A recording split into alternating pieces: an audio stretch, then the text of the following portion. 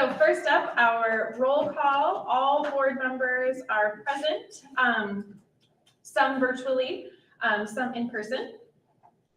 And for a workshop, we cannot change our agenda, so that is set. We will do the Pledge of Allegiance. I pledge allegiance to the flag of the United States of America and to the republic for which it stands, one nation, under God, indivisible, with liberty and justice for all.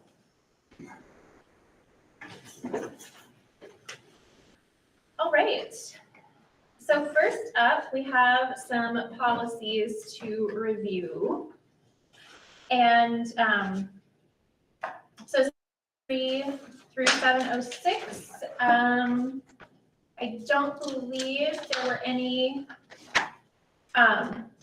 changes recommended by MSBA for those ones. Does anyone have anything?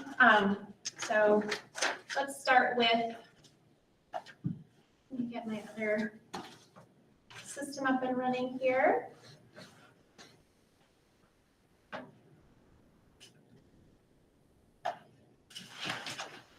Okay, list of them in front of me.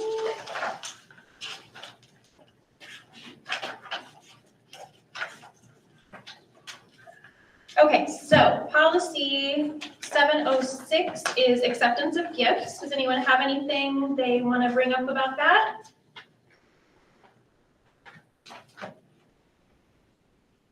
Okay, if not, policy 707 is transportation of public school students. Anyone have anything they want to bring up for that one? We have 703. Yeah, we're on 703 to 706. Oh, I'm sorry, I skipped ahead. Yeah. I'm sorry. 703, annual auditing. Any? Choose, okay. 704, fixed assets and accounting systems.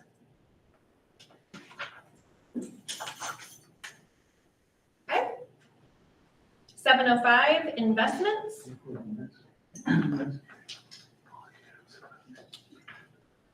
No concerns. 706, acceptance of gifts. Again. Okay. All right. That was easy. So we can move past those ones.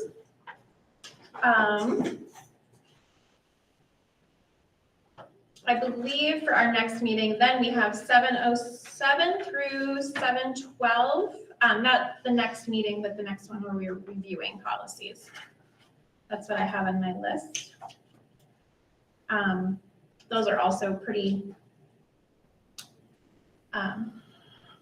Straightforward. Yep.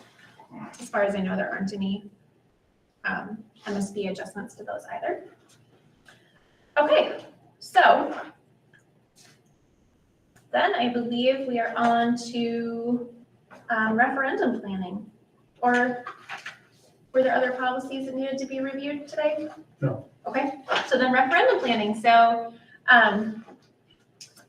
Ms. Robertson, you are available. I think we have you kind of taking the lead on this. All right, be happy to do that. We had a community connections conversation. Dawn Wetter and I and Frank, we kind of brought him up to speed on some of the groups and organizations, the many things and foundations too in Red Wing. And Dawn and I actually had been asked to put that together for Dr. Marcia Danielson at the community at the Minnesota State College Southeast. So it was really kind of fun to already have that kind of ready to go for Frank. So that was awesome. Then the other thing we're working on is related to this is a new residence welcome packet. Community education already contributes items to that, but we are going to be doing some district-wide ones and use that also for our referendum and some branding purposes. Other than that, my report is very short. The calendar, the next meeting, we should have referendum preliminary talking points for you so that we can start distributing them to candidates the next day if we get anybody who files for office on day one. And then we will have a report to you on the 15th on some of our various presentations that we hope to get scheduled. That's part of the community conversations and community connections items that we are going to be getting out as soon as we have those ready. And then obviously we have to explain the election parameters to staff because the state law restricts what we can and can't do, especially on work time. And then there's a special voter turnout seminar for schools and community and communications leaders. So I will be attending that virtually. And then after that, we do now have a time update on the September 15th Meet the School Board Candidates. If you recall, 2 years ago, it was highly successful in Central Park at the bandshell. And it looks like it's going to be at 5:30. The only thing that would change that is if we had so many candidates that the league decided that they needed to go a little earlier. But right now, 5:30 on the 15th. So that's pretty much what I have for you tonight. Great. Thank you. Anyone have any questions? Just Mr. Bryant? thank you. And during this process, the next month or so, are you looking for groups, like you said, to discuss the referendum that we're going out for? Do you need people, are you looking at the same time for people to help go out and share that and discuss it with those groups? Yes, and so I will be including that with our talking points on August 1st. We're going to, or on the 15th, we'll try to have some scheduled and see if we can't get a school board member to attend with us on as many of those as possible. And then just also kind of as an aside, I have had a couple of people reach out asking how they could maybe help with the referendum. And I explained that we can give them information, but if somebody wants to run a yes campaign, they will need to do that on their own because we can't coordinate that. But we can we will give information to anyone and everyone because that's part of our transparency. Good question, Jim. I mean, Mr. Bryant, sorry. No worries. Any other questions? All right. Then I think we're on to handbooks. And this is on our kind of our schedule to also look at, I believe, in August, or potentially to look at again, yeah, August 1st, to approve those. But we can have conversations about them tonight. August 1st, we may bring it back again, depending on what we see here. So depending on the conversation that we have, if we're ready to go by August 1st. If we're not, then we'll bring it back to you again with the revisions you recommend. We would do it then at the next one after that. So I think we were, if I look back at the minutes from before last year, we're still way ahead of where we need to be. Thank you for that.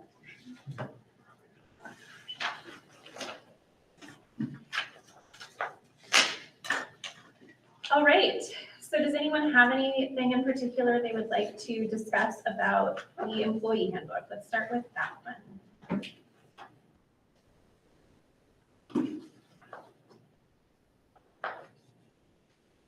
Anyone? We will obviously, the first couple of pages, replace those names once that's completed. We'll have that by August. I have a question. Yeah. Do we have anything in here? I just perused it really quick, but I know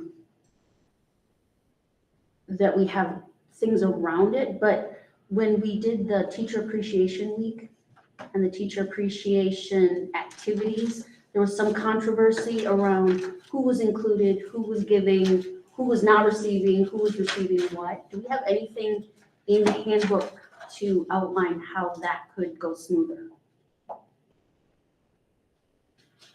Not to my knowledge. Nobody's I don't brought remember that. reading anything in there about that. I mean, there's no policy necessarily, or there's nothing in the handbook that talks about receiving their gifts other than what you guys normally pass as far as the board is concerned. Yeah, it was a fantastic thing for the people that received the big bulk of things, but then I know that some groups didn't get as much as other groups. So I thought if there was something we could maybe put in here about how do people throw a party for staff? And what does that entail? And do they, put in a request for approval? Do they? Would that be more in the student parent handbook instead of the staff? Because the staff isn't doing it in the community. It's very possible that it could go in that one. If staff have to supervise it or be a liaison, that's where I'm thinking staff.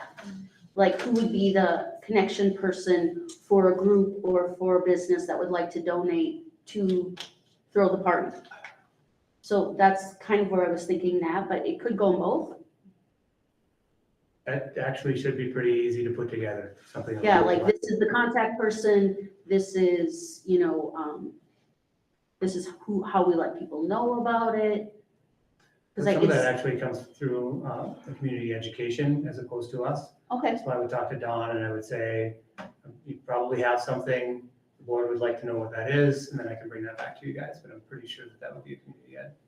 excellent. And then I had a business just reach out this week who would like to do something also for teachers. So I'm like, Yeah, a lot of entities coming at you. Yeah, How yeah. does that process work? mhm. Okay. Yeah, so I'm however fairly- that looks for you, you can update us on what you think or what Dawn thinks or Yeah. how to move that forward. And Ann Robertson was in the queue, but then took her name out. Did you have anything you wanted to add for that? No, I was just gonna, Frank's already up to speed on that. I was just gonna say we can communicate that out in our newsletter if you'd like. And we had talked before, like when we were talking about donations and grants, some way to communicate that information to the public, maybe more effectively, or for people to see like what different fundraisers and things were happening. Maybe if that was a communication piece of how can you help the school? That there were the things of like, here are all these different fundraisers. Here's like how you get involved in a committee. Here's how you volunteer, like something like that where it might not necessarily fit in a student and family because it could be, a grandparent or whatever, just a community member. But how do you get involved? How do you help if you are, so inclined, if you're a business and you want to donate something? Yeah, because it was a business. I think that's what I was thinking. Yeah, so I don't know, maybe there's something we can do around that, a page on the website or something that would be, have all of that information to be able to direct people to, or something to house that. Yeah, I guess I thought we had this discussion months ago, and I thought Karsten was gonna get that included, so For the donation thing? maybe, no, on the website and stuff like that, so let's double check to see if we have something there. The other thing is, good point about maybe grandparent, but you might even have somebody that doesn't have anybody in the schools that want to help. Right. How do they won't get the handbook, so we need to communicate that.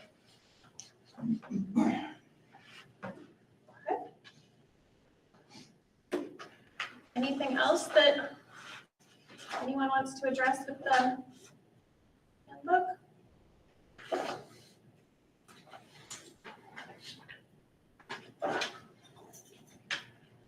Okay.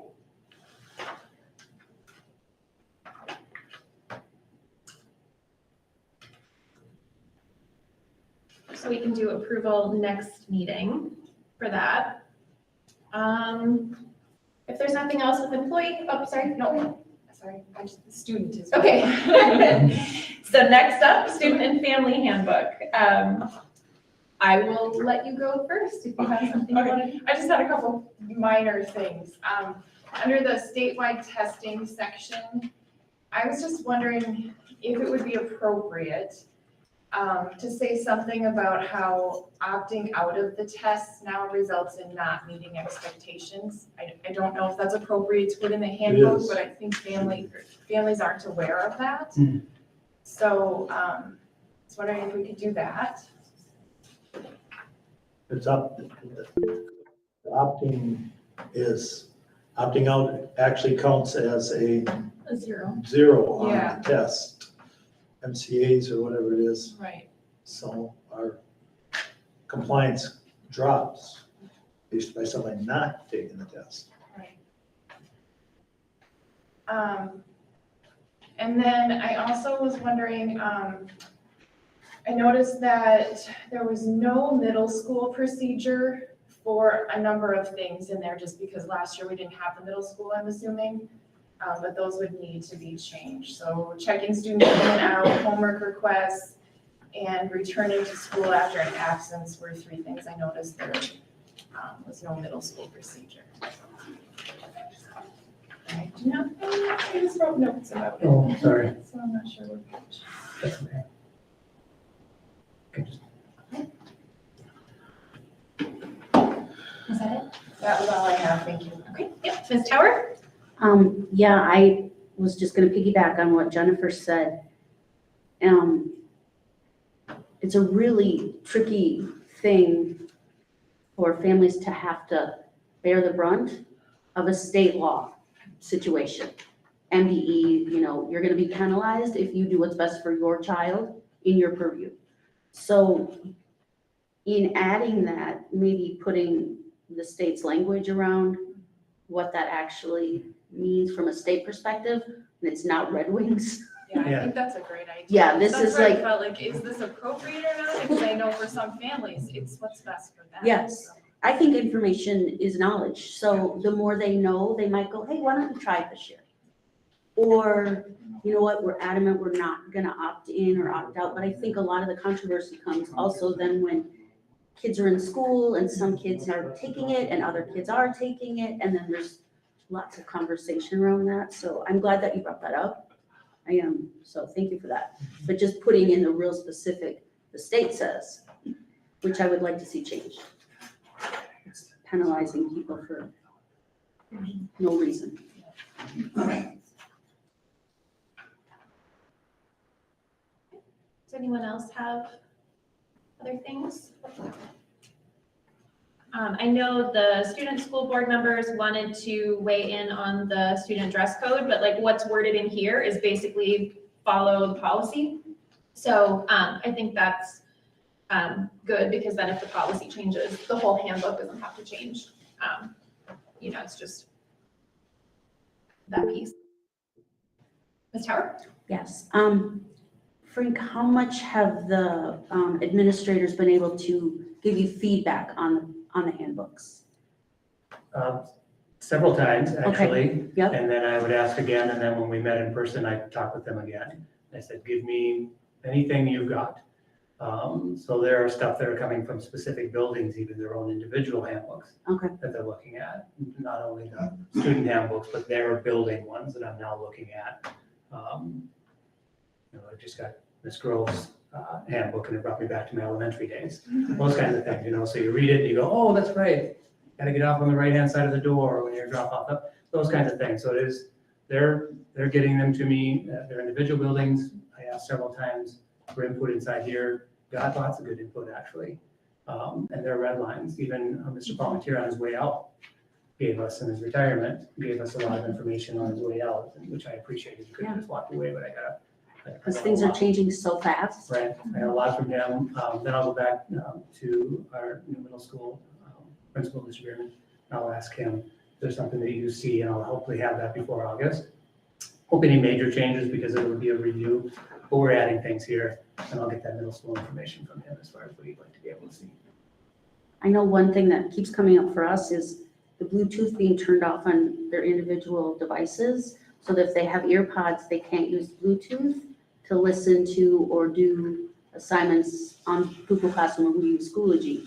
So I don't know how that should be included or not included, but I think it's really pertinent, because kids will wear their hoods, their hat, and it's a major, you have in your, like, take one out, please listen to me for just 5 minutes, But then the Bluetooth turned off, and then I'm running around trying to find headphones with a jack. So I don't know where we're at with that, but something to be aware of. Okay, And Charlie can probably fill you in on how we do the Bluetooth but it opens up all those other cans of what are you using Bluetooth for? Worms. okay.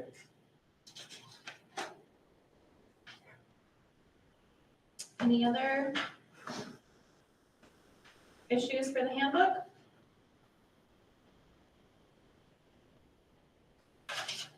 Okay, so we'll look at those coming again on the 1st. All right, I believe then we are up to our Ltfm plans. We have our team to fill us in on all the details. Can you coordinate this? It's like a little dance. I got all these papers that I gotta get out in front of me here so I can go off my papers. No, I'm good, I'm good. Okay. So Jackie's gonna pull up the 10-year plan and put it up for people to see. You should have it in your packets and then been able to review that.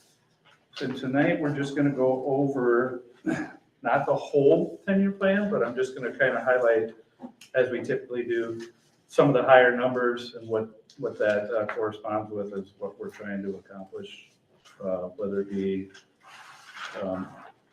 roof replacements or whatever. So I'll start with the FY23 year. Some of them these were already approved, some of the things that we're doing. The art flash at the high school in Cabo. We've already started work on the Little Theater Cafe, wireless sound, and we are waiting still on the tennis court and the running track companies to come. We've been told that they're at other projects and are supposed to be here this week, and we're hoping that happens because we do have a contract for them to have these done by, I believe it's August 13th. So we can have fall sports. We'll be starting to use them. As we move on to FY year 2024, you can see in the 383 roof systems, we have 10,023, 460,000 in 24, and that's for the replacement for Cabo roof.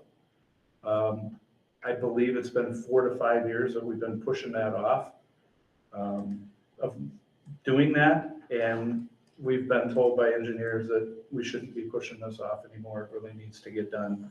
At the same time, that with that roof replacement, I believe we'd be doing the parking lot at Cabo too at the same time.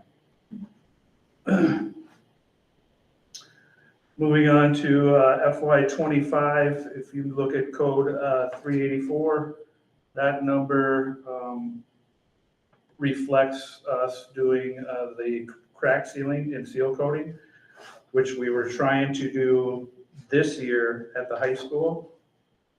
So we're with the new parking lots and stuff that we did at Burnside, Twin Bluff, in the high school. We're trying to keep up on that crack sealing and seal coat. That's pertinent to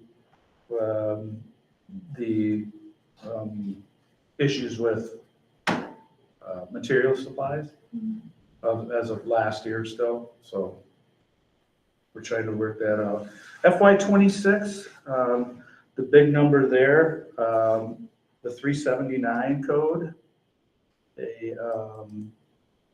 interior surfaces, that is to replace the carpet at Burnside. I believe, is that the original carpet at Burnside? So we were trying to put out for that replacement of that in FY26. 27, code 383, once again, we're back to roof systems. Prairie Island Arena roof, that's if needed. We have been looking at that each year and it seems like it's holding up as a rubber roof. That's a little different roof, but it's holding up. So we'll look at that as we get closer to that year, but that's where we slated it for now.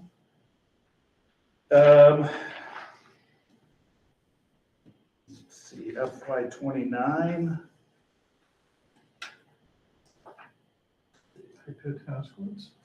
Oh, FY29 is the tennis courts at Twin Bluff to seal coat and resurface them.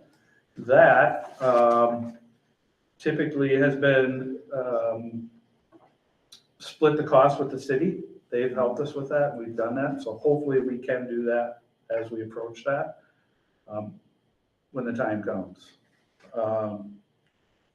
Any questions on the 10-year plan before I move forward to other? Can I point out one other really large number on here? You'll see in FY '23 in the electrical, you'll see $1,771,025. That is us spending the bond proceeds down from the lighting refit. Yes, Mr. Dirks? Yeah, I don't know where I should bring this up, so I'll just do it now. I have some concerns about building security. And if I'm right, I do think we have some doors at the high school that do not have alarms on them if they're left open. I believe we did have that also at the Twin Bluff School, but I think those got done through a grant or something. And I always felt we were gonna do that with the referendum that we did back in 2016 with those funds, but some of this isn't done, and I wanna see some more done on it. And doesn't have to be long-term facility maintenance, but I'm trying to figure out where this fits in and how to bring it up, so I'm bringing it up now. But that was, the only building that has that is Twin Bluff, because that was that one that we added with the door position sensors on it. You're right, not every door in every building is armed, but within shortly, once you get inside the building, just a few steps in most cases, the motion detectors will pick you up, so you can't just go into a door and walk in, you will get caught. But the door themselves do not have a sensor on. You're correct on that.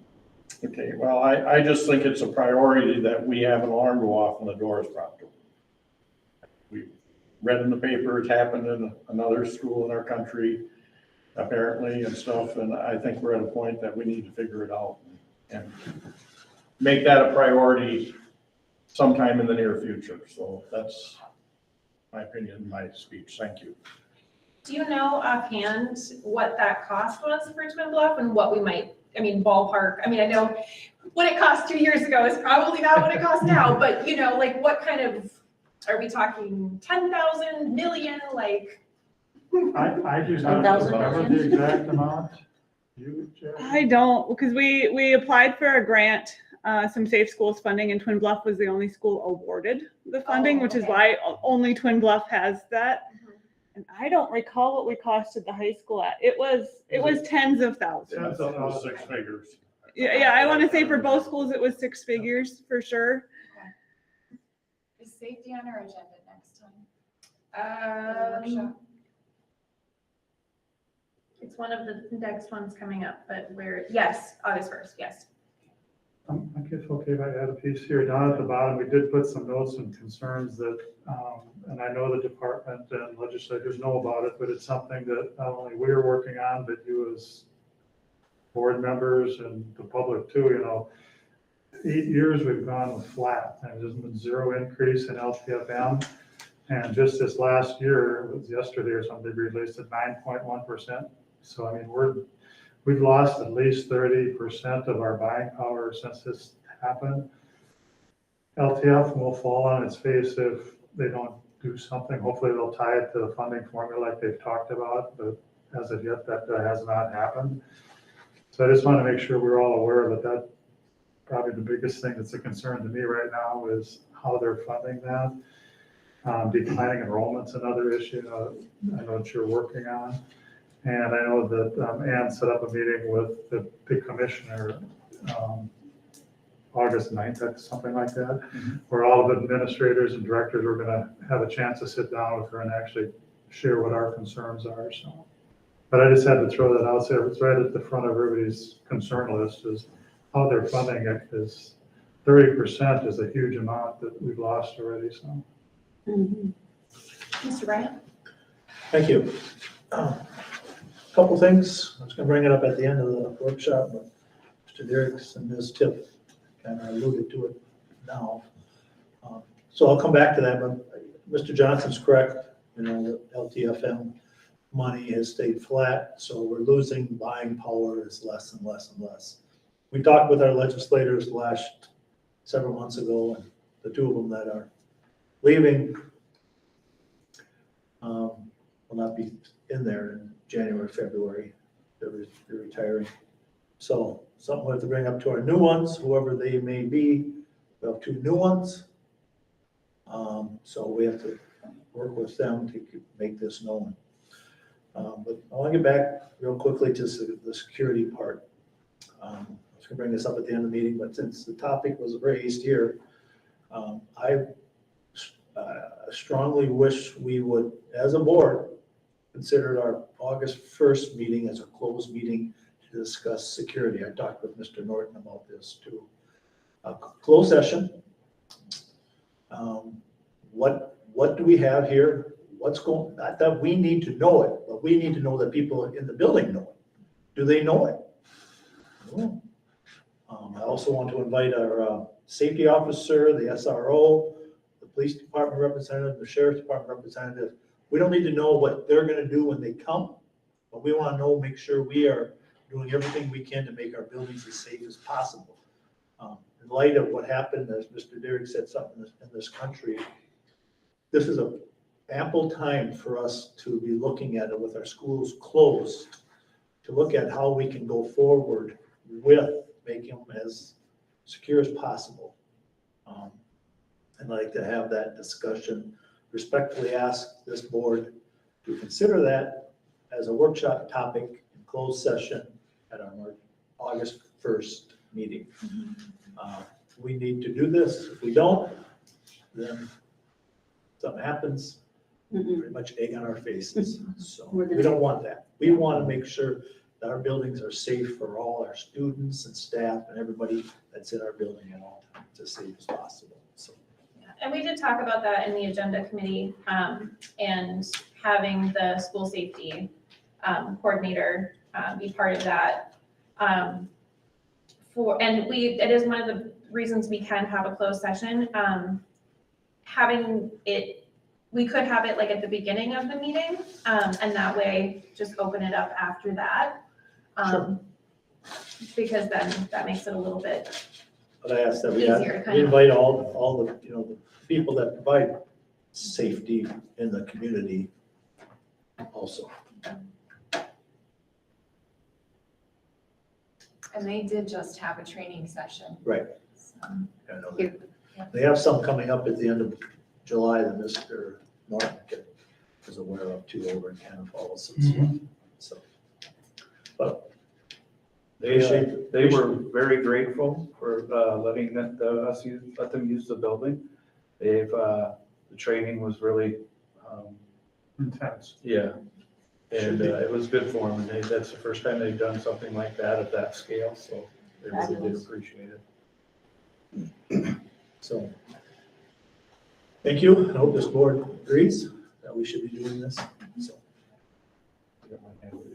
Yes, Mr. Jones. Yes, thank you, Jim. I'm totally on board with you on this. I'm just wondering if August 1st, trying to put this together in 2 weeks is going to be able to do it. I'm okay with it if it can be, but I guess my question is, we gotta have X people here that know what's going on, and knowing who can be present when this is shared. And who, obviously, it's a closed session, but who's invited to be involved in the closed session? I just question whether it can be put together in 2 weeks the way it should be. So if it can, that's great, but if it isn't, I'd be okay going to the 15th of August. But I want to make sure I get all the information. let's try it for the first, see how it goes.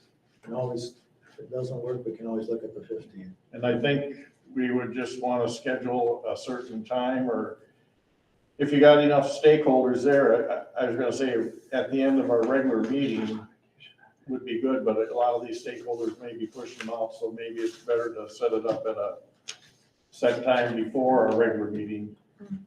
Or start the regular meeting, go into closed session, come back out, and then do the rest. I think that's. Figure it out and make it all come Workshop. together. I should say we do it at 5 o'clock at the workshop, take it however long we need. Like simple as that. So I'll plan for August 1st, try to get as many people. If I can't get enough, then I'll just inform the board that we're gonna need to push that off. Because the following 2 weeks after that, we'd be able to get them all here.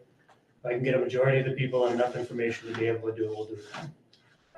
All we're asking is for representatives from the police department and sheriff department. Fire department. That's fine, whoever you want to do. Whatever. So, Okay. thank you. And then the last piece we have for the Red Wing one, before we get the GCED, is just if you have any questions on the revenue sheet that Jackie put together. Only question I have is I couldn't read it on on my computer. What's your I had to come question? here and get a printed copy, so I need to look at it more.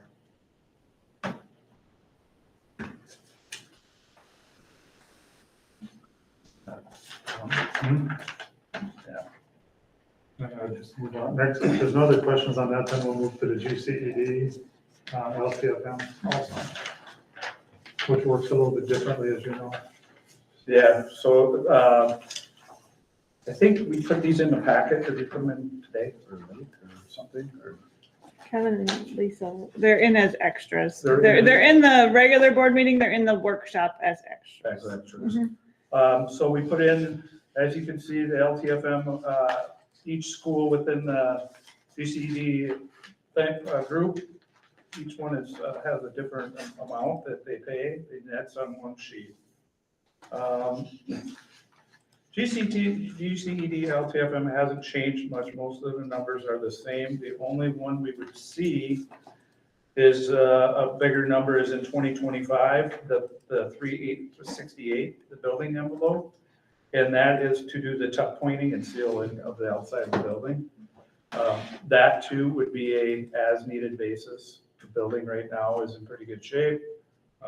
So we could always move that if we had to, but for now we have it slated in the 2025. Right, as you know, it was on last year's plan, and we just pushed it another year because the building's holding up, being a new building, it's holding up really well yet, so. So Right. that's really the only number you'll see in there in the 10-year. That's a significant change, otherwise it's mostly the same.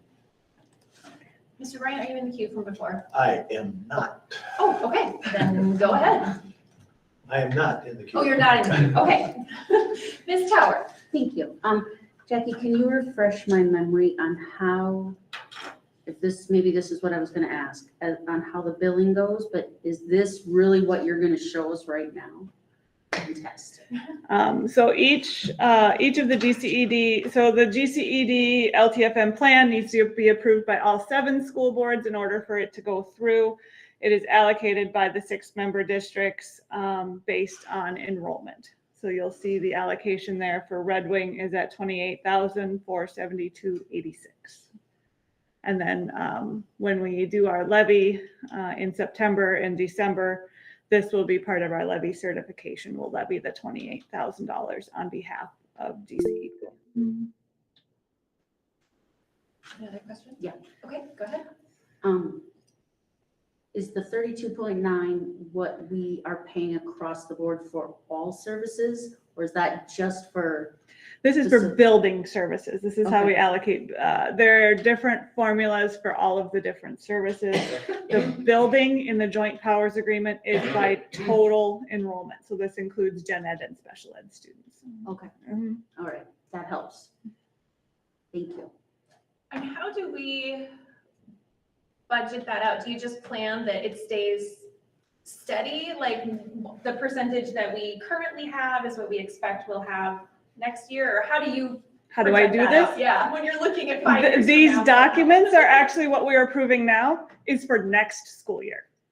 So I'll Right. already have these numbers as we start doing budgeting for next school year. And then in projections, yes, I would keep them similar. We've been in this within 1 or 2% of this for a number of years. We went through both Red Wing and the GCD one really carefully with each line, really took a deeper dive than normally than this year, and you can see that it actually went down a little bit from last year, so we kind of tried to right-size each one of the codes to reflect more what we've actually been doing the last few years. Thank you. Oh, Okay. my hand's down. Okay. All right, anything else we need to know or questions for LTFM? So I think, isn't that on the agenda for us to approve it later? Yes. Yes, yeah. Okay, during the meeting. Got it. Okay. Thank you. Thank you. Thank you. Thank you. Okay, finance. So in the background information, I laid out kind of a summary of what's going on in my reports. I'm going to switch screens here and pull them up just real quickly. So I have the treasurer's report for May. When I put these together yet, I did not yet have the bank statements for June. Those I've gotten now this week. Are there any questions on the bank statements, treasurer's report for May?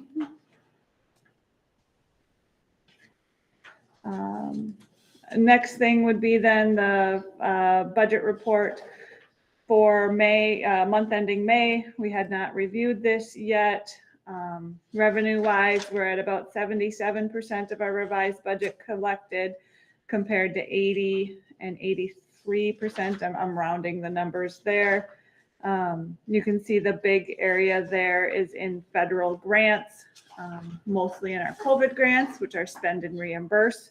There are a number of things we had planned in our COVID grants that didn't come to fruition because we couldn't hire the staff, we couldn't find the staff, so we pushed them into this fiscal year. So those will probably not come to 100% because we did not spend everything we budgeted. Expenditure wise, we're at 77% expended compared to 81 for both years. This does include our teacher retro payments. I believe it also includes our custodial retro payments, but does not include ed support yet as of the end of the month of May. So It says retro for teachers and principals. and principals, okay.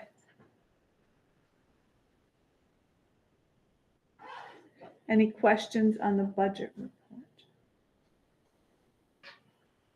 I'm going to ask a question now, and you can give it at the regular board meeting. I'm concerned with our ESSER funds, and we had the administrative report how much was allocated to us, but it did not say what we had received to date on that in the regular board meeting packet. And I'm just curious if any more money has been coming in from the federal government on ESSER funds. It had, and I had given Lisa an update to update that. So, So I will maybe- look for that and get it to you for the regular board meeting. That administrative report would be great. Thank you.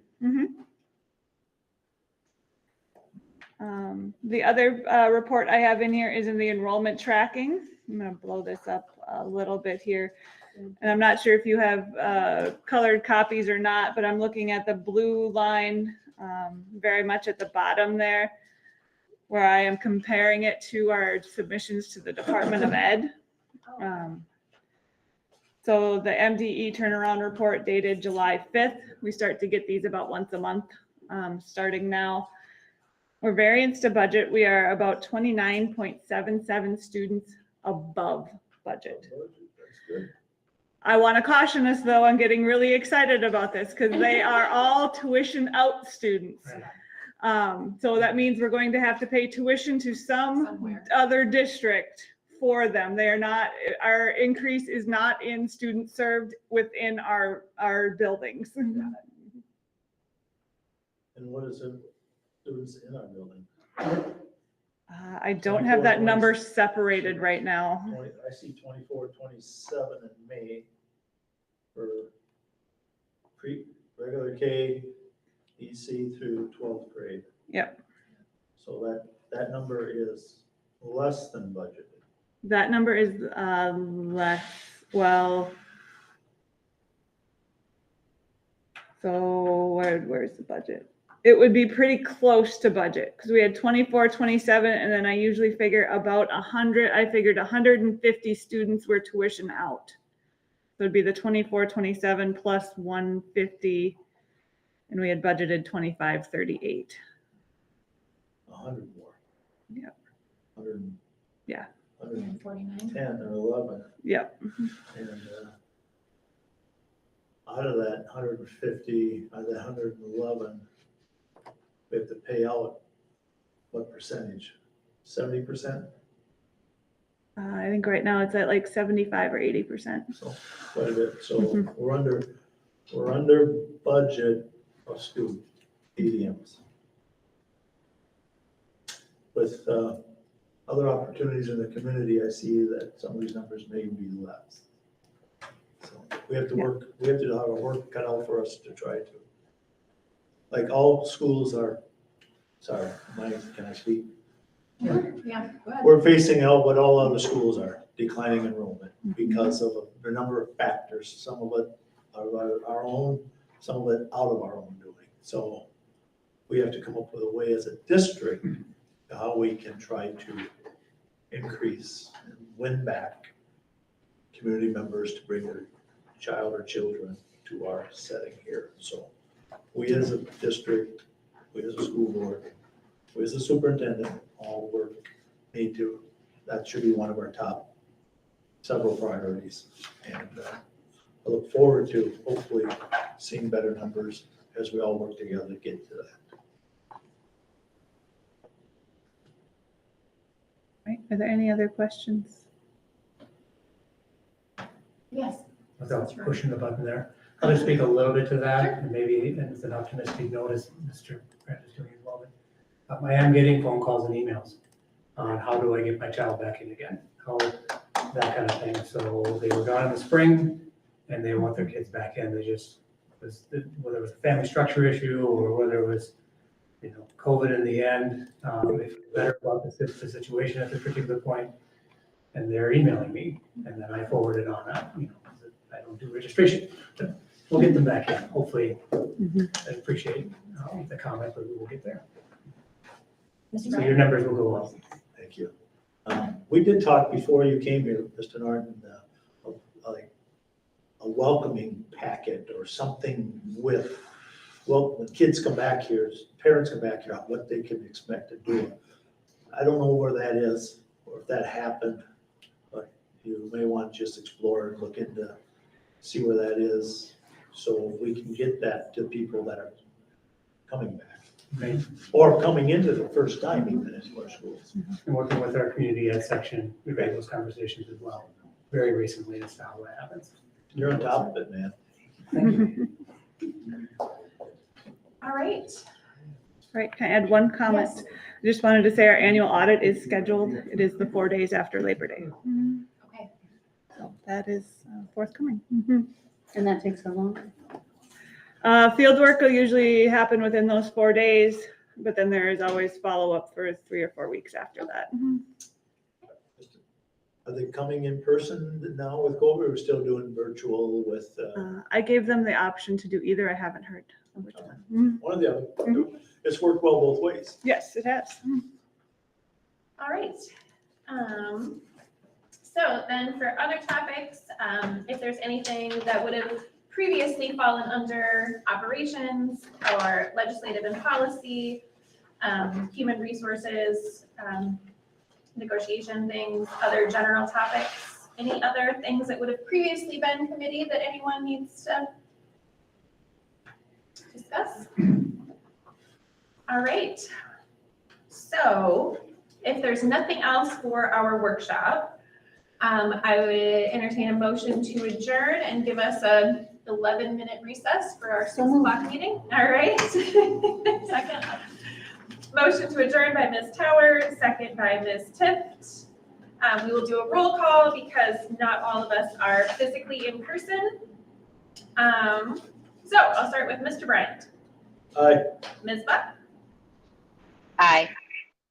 Mr. Deere. All right. Ms. Rowe. Aye. Ms. Tower. Aye. Ms. Tift. Aye. And chair votes aye. That carries 7-0. So we are adjourned at 5:50 p.m. Look at us being on schedule. Yeah. Tonight is young. All right.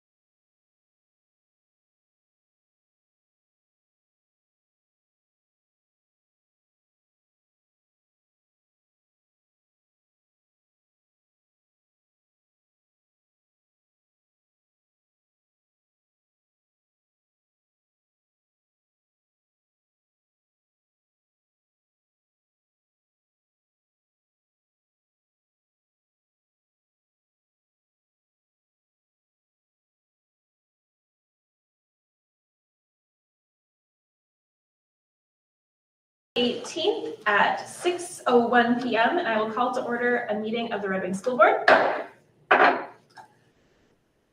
All right, and all board members are attending, some virtual, some in person. So all votes will be roll call. We did our Pledge of Allegiance at the beginning of our workshop, and Ms. Tift is going to read our mission statement. The mission of the Red Wing Public Schools is to educate and inspire all students as they realize their full potential and become respectful, responsible, and productive citizens. All right, so meeting agenda. Does anyone have anything that they would like to change or add to the agenda? I just have something at the end I would just like to bring up that I've talked to Mr. Norton about, Okay, just for everybody else here to hear. okay. Under like business items Upcoming or meetings five? and Okay. future topics. Okay. Please, Mhm. so I'll make a motion to approve the agenda. Second.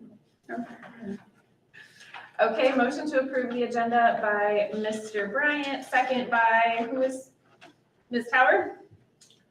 Sure. All right, any discussion? Okay, we will do a roll call. I will begin with Mr. Bryant. Aye. Ms. Buck? Aye. Ms. Rowe? Aye. Ms. Tower? Aye. Ms. Tift? Aye. And Chair votes aye, so that carries 7-0. Okay, next is the educational plan, so that is in our packet.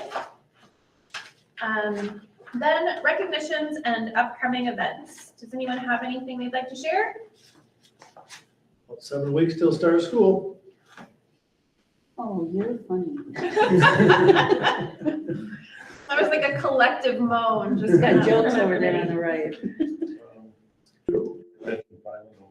Sure. Mr. Dirks? Just a reminder to the community that filing for school board opens up, I believe, on August 2nd. I don't remember how many days. Anyone know how long it lasts? To the 15th, Yeah, I it's think. gonna be about 2 weeks. Yeah, 2 weeks, yeah, so roughly from the first, August 2nd until 15th. All right.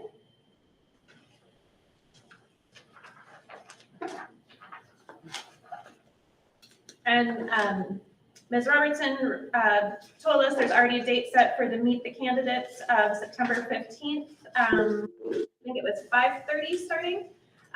Lisa updated us, deadline to file is 5 p.m. on August 16th. Thank you, Lisa. She's on top of things. All right. Any other recognitions or upcoming events? If not, we are on to public comment, and I don't believe we have anyone signed in for public comment. Have you received anything by email? Any emails or comments? Not me either, so, and of course, for the public, we have our new superintendent, Mr. Norton here, and yes. Welcome, welcome. And Thank so if you want to make public comment in written form, you can email that to either myself or to Mr. Norton, and that information has been changed on our packets and our website. So feel free to do that or to come in person and make a statement if you would like.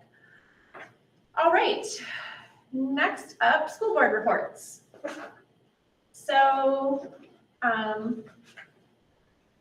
I don't know where we're at for our negotiations. I think everything is pretty much done other than directors and supervisors, which I think is. That's the last one. So there's nothing to report for today.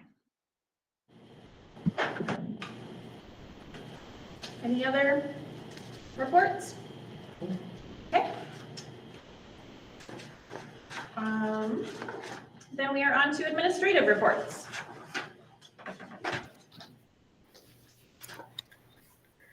Okay, I'm gonna stop my microphone. There you go. Force of habit, I know. It is a force of habit. If I'm gonna say something and turn on my microphone. I won't make that mistake again. So there's just a few things that are on here. The superintendent transition, I met with our outgoing superintendent, Carson Anderson, on his last day, actually. We had productive discussion. He shared a spreadsheet with his action items, and that's where I could sort of pick up with where he had left off on those. We've already, quite a few of them have already been taken off. We wanted to make sure that whatever it was that he had started got finished. So that transition happened. It was probably a half-hour meeting just so that you're aware that nothing was dropped, basically. It all got put down on paper and it has been picked up and processed. We'll continue with those as we go along. The next item is our LED lighting project, which is happening throughout the district. It's probably, at the time, it says 50% on your documents inside here. I'm sure it's probably further along than that at this particular time. I don't have an exact estimate, but I go over to other buildings. As I visit the other buildings, they say, we're pretty much done here. So those projects are moving along. As I walk through some of the buildings, the mess is still basically there, but it isn't interfering with anything that's happening within the buildings. So very happy with what's happening as far as the LED project is concerned. The staff that you see within the building that are involved in the lighting project are very professional, and they stay in what they're doing. And we think, as far as the project is concerned, that we're on schedule. I believe we're on schedule. The Director of Teaching and Learning position is the next item that I have. We have met, looked for what it was, the board's direction as far as the requirements for it, that they have an administrative degree. Hopefully they're looking at something along the superintendent, an admin or superintendent degree. I think you're all aware that, possibly you're not, that we had 18 candidates that came forward. Of those 18, 14 of them met your requirements, which was, again, really very good. And we have narrowed that field basically right now. And we anticipate, I was thinking that we might have to go out a week, but because the candidates came in and the quality of candidates that we're looking at, we are interviewing on Thursday. So I should be able to, if we don't have to have another round, which we may have to have depending on what happens at this first round, I should be able to bring you something by August 1st possibly, which is great because we need to be able to move forward and have them doing what they need to be able to do when the kids walk into the building, okay? Or the teachers walk into the building, which is late August. So that's progressing. The building leadership planning is the next agenda item. Met with the admin team and our PBIS and a number of people throughout the district and planned. We looked at specifically the first agenda item on there was our synergy, our services, so the data that we're collecting and making sure that everybody's aware of that. So Emily came and told us this is what we're looking for, this is how you put it in. So all admin are on the same page about how we put our data into our system, our synergy system. And that includes behavior and those kinds of things. So everybody's consistent. What we should put in there, how we put that in there. So there's a little mini in-service that we had. That was the first portion of it. Then we went into more planning. We reviewed the 5-year plan, which is a portion of it. School improvement plans then came to me from each one of the individual principals. And so what they're going to be looking at for their particular buildings, whether it's a PLC process within their building, onboarding our new, continuing to onboard the new curriculums that are coming in, those kinds of processes that we talked about, as well as the MTSS process. So that was a productive meeting. We ended, we went from, I think, 8 to 2, straight through. So with many breaks in between, breakout groups. Everybody's used to this, which you are all participating in here right now. So it worked out well. We didn't really need to get together, but it worked out well for us to be able to. So that planning session was very productive. The last thing on here is our status of our COVID-related federal grants. And those are the numbers you can see in front of us. There was some question as to whether that was what was available or what we have received, and that was answered. So any other questions? I would say it sounds like you've had a busy first week. It has been busy and fun. It's been good. Good. There's a lot of quality people in this district that are helping it along. I can tell from your enthusiasm how that you come across with them too, so thank you. All right. Any questions? You have your hand raised, but I think it's. I do. Come on, Arlen. I didn't- Unraised hand. I'm sorry. Oh, you're one. My hands are down. Listen, when is the expected completion date for the lighting project? Gentlemen,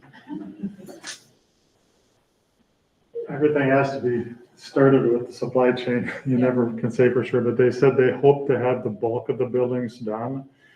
I know that there's a backlog yet on Burnside. One of them is, they can't get the material. So we do know that there's going to be a few lights that probably aren't done, but we're still hoping that the majority of them will be in all the buildings when school starts. So. Thank you. Any other questions on admin? Okay, then we are on to the consent agenda. So does anyone have anything they would like to pull from the consent agenda?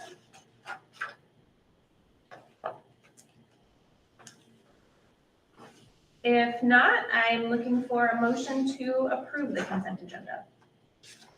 Motion to approve the consent agenda. Second. Okay, so we have a motion by Ms. Tower, second by Ms. Tift. Any other discussion about that? Okay, I will begin our roll call with Ms. Buck. Aye. Mr. Dirks. Aye. Ms. Rowe. Aye. Ms. Tower. Aye. Ms. Tift. Aye. Mr. Bryant. Aye. And chair votes aye, so that carries 7-0. All right.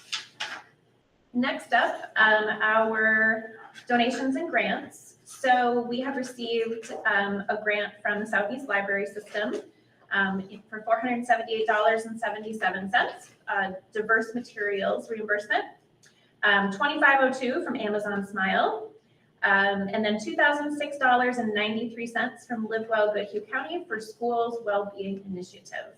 Is there anything you want to add? If you just need any of those? no. All right, so I'm looking for, oh, and thank you, of course, thank you to everybody who contributed. And the Amazon Smile, I know that's a thing that you can, when you shop on Amazon, if you go to smile.amazon.com, you can pick which nonprofit or organization you want a percentage of your purchases to go to. I wasn't aware that the school district was on there. And it's a little bit, I only know it from other nonprofit experience. As a nonprofit, you just randomly get a check or a deposit in your account, and you're like, oh, okay, we have $19 from Amazon. Cool. Doesn't come with any information about who has it on their account or any of that, but it's just like a small percentage. Certain items have a higher percentage than others, so it's really kind of a mysterious, nebulous thing, but great that it comes in. So thank you to whoever is contributing that way. And then of course to those other organizations, to Southeast Library System and Live Well Goodhue County for their contributions. Mr. Dirks. I move to approve the attached resolution accepting donations and grants. Second. Okay, and I see Mr. Bryant in the queue. Thank you. Discussion. This is great donations.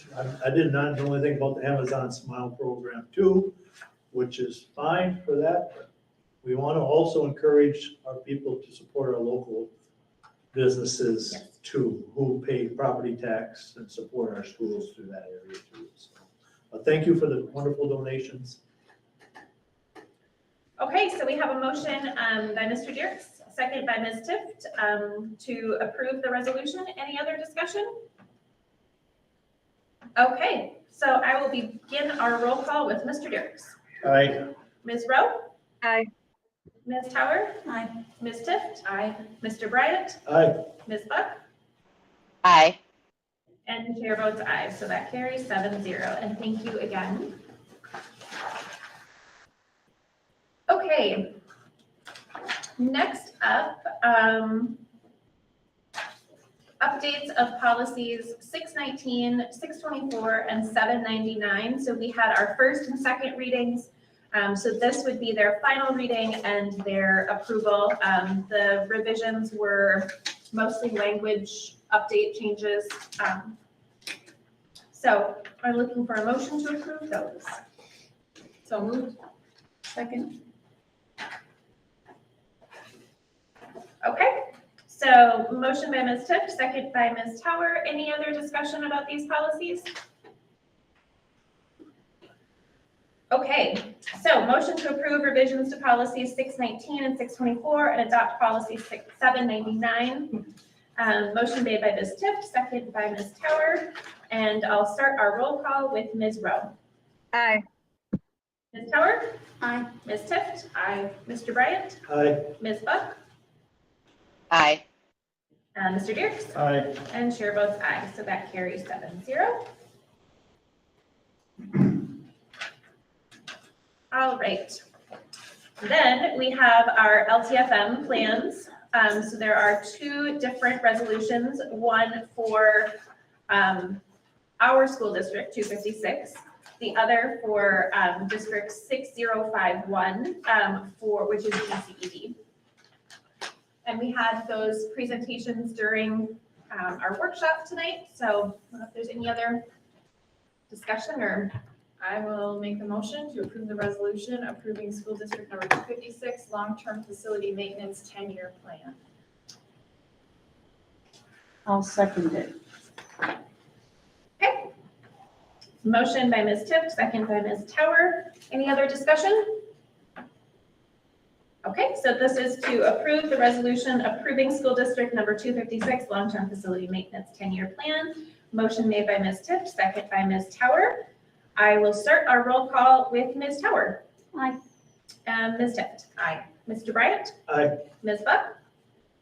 Aye. Mr. Dierks. Aye. Ms. Rowe. Aye. And chair votes aye, so that carries 7-0. Next up is GCEDs.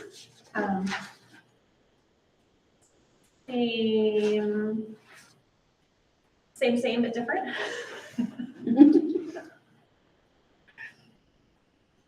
I will also make that motion to approve the resolution approving school district number 6051 long-term facility maintenance 10-year plan. I'll second it. All right, mixing it up a little. So we have a motion by Ms. Tift, second by Mr. Dierks. Discussion, Mr. Bryant? Thank you.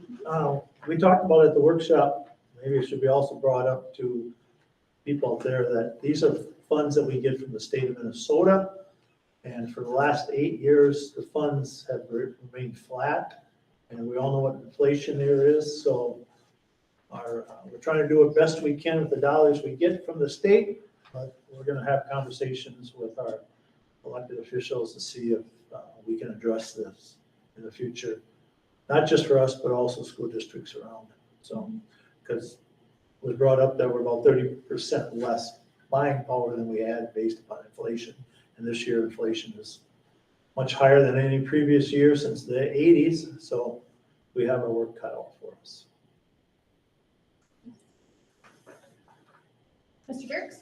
I think I'd like to clarify that a little bit. I hope the state of Minnesota allows us to levy for the long-term facility maintenance funds. The state does not give us those funds. Okay. The state allows us to levy these funds to the local taxpayers. Thank you for For all districts, so. Thank you for the clarification. Any other discussion? Okay, so we have a motion to approve the resolution approving school district number 6051 long-term facility maintenance 10-year plan. Motion made by Ms. Tift, second by Mr. Dierks. Any other discussion? Okay, so I'll begin the roll call with Ms. Tift. Aye. Mr. Bryant? Aye. Ms. Buck? Aye. Aye. Ms. Rowe? Aye. Ms. Tower? Aye. And chair votes aye, so that passes 7-0. Thank you. Thank you. Thank you. Okay, so next up, do you want to talk now, Mr. Bryant, or? we're I on sure to the can. upcoming meetings? Sure. Thank you.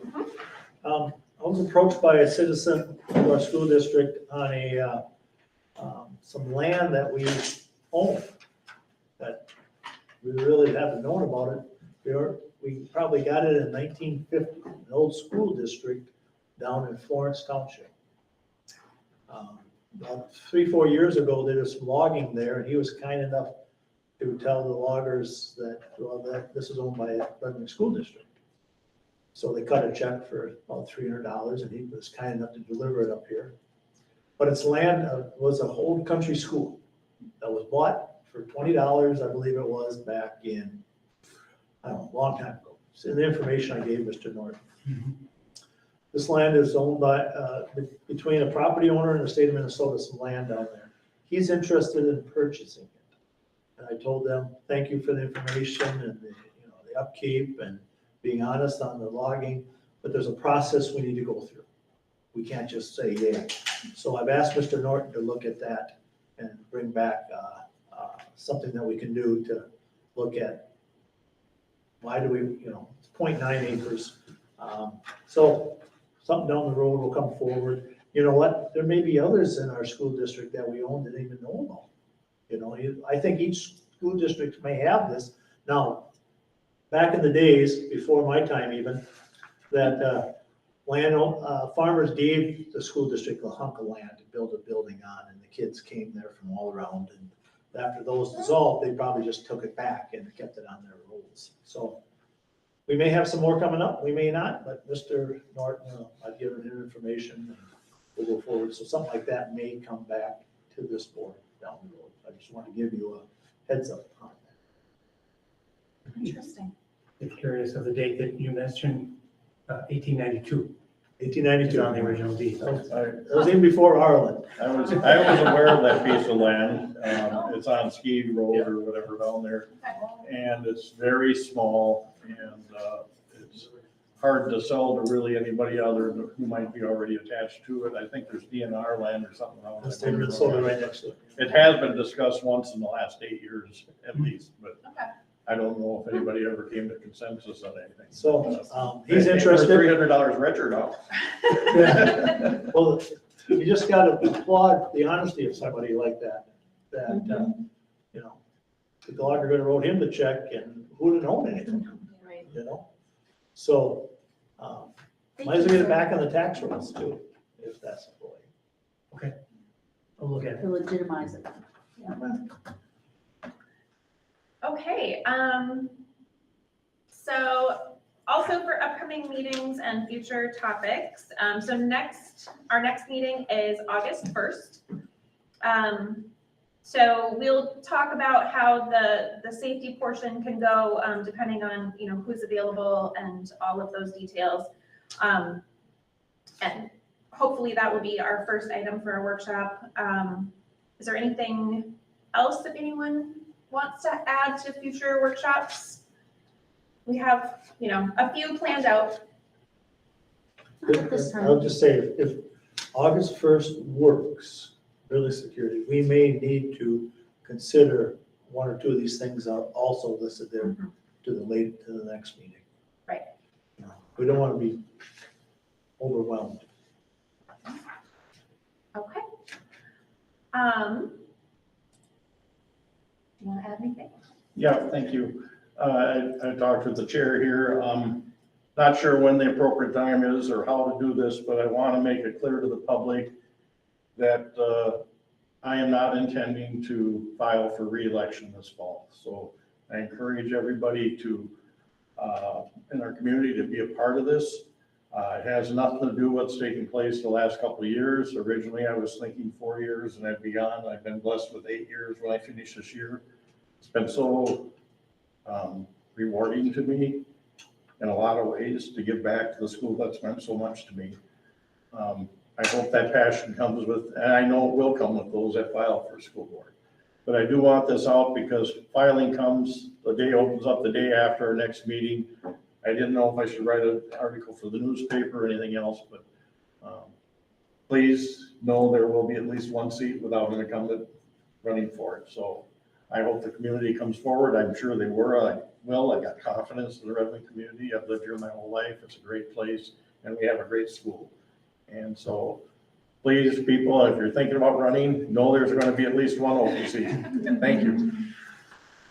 And thanks, all right, also just to let you know, for August 1st, I will be remote. I'm not entirely sure how my internet situation will be, so I've asked Arlen to run the meeting as vice chair so that, you know, just in case there are any hiccups on my end, that it doesn't slow down the meeting and cause any delays or anything like that. So that's the plan for August 1st. All right, if there is nothing else, I believe we're looking for a motion to I adjourn. think maybe I should talk for the next 8 minutes. So- I think I'm gonna make a motion to adjourn. Second. Motion to adjourn made by Ms. Tower, second by Ms. Tiff. All right, I'm gonna begin with Mr. Bryant. I better wait on. No this. dawdling, yes or no? Aye. Ms. Buck, Aye. Mr. Dirks, Aye. Ms. Rowe, Aye. Ms. Tower, Aye. Ms. Tiff. Aye. And chair votes aye, so that passes 7-0. We are adjourned at 6:27 p.m. What was your record? Well, I think, I can't remember. You didn't have a workshop ahead of it though, did you? Stop muddying the waters. I'm taking Really this is as a over there win. antagonizing. I'm taking this.